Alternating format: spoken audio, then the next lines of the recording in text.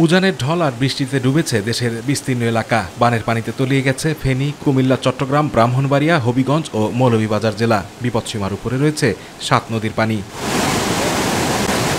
ফেনীর মুহুরী, কহুয়া ও সিলোনিয়া নদী রক্ষা বাঁধের 30টি পয়েন্ট ধসে গেছে। প্রতিবেশী দেশের উজানের ঢল আছড়ে পড়ছে বাংলাদেশে।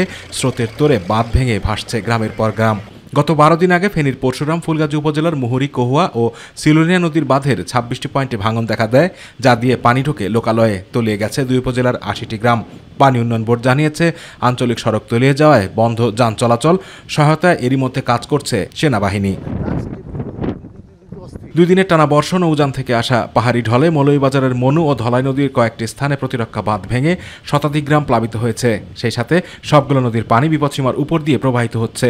মনু নদীর প্রতিরক্ষা বাঁধে 2টি স্থানে ভাঙনে কুলাউড়া ও রাজনগর উপজেলার 30টি গ্রাম প্লাবিত হয়েছে। ধলাই নদীর প্রতিরক্ষা বাঁধে 4টি স্থানে ভাঙনে কমলগঞ্জ উপজেলার 80টি গ্রাম প্লাবিত হয়েছে। ভারত থেকে নেমে আসা পানি ও টানা বর্ষণে হবিগঞ্জের মাধবপুর উপজেলার সোনাই নদীর ওপর নির্মিত বহরা রাবার ড্যামে ভয়াবহ রূপ ধারণ করেছে। দুপারের ভাঙন দেখা দিয়েছে। মঙ্গলবার রাত থেকে বুধবার দুপুর পর্যন্ত রাবার ড্যাম দিয়ে পানি আসার গতি ছিল ভয়ানক। অপরদিকে আকস্মিক বন্যায় মাধবপুর উপজেলার বিভিন্ন ইউনিয়নের রাস্তাঘাট, পুকুর, রোপা, আমন ধানের জমি তলিয়ে গেছে। অনেক পুকুর তলিয়ে গিয়ে লাখ লাখ টাকার মাছ বানের পানিতে ভেসে গেছে।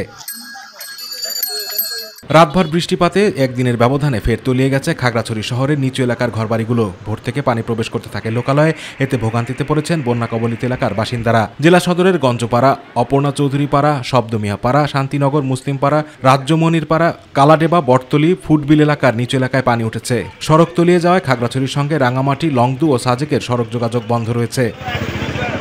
এদিকে সারা দেশে বন্যা কবলিত জেলাগুলোয় বাংলাদেশ পানি উন্নয়ন বোর্ডের সব কর্মকর্তা কর্মচারীর ছুটি বাতিল করা হয়েছে।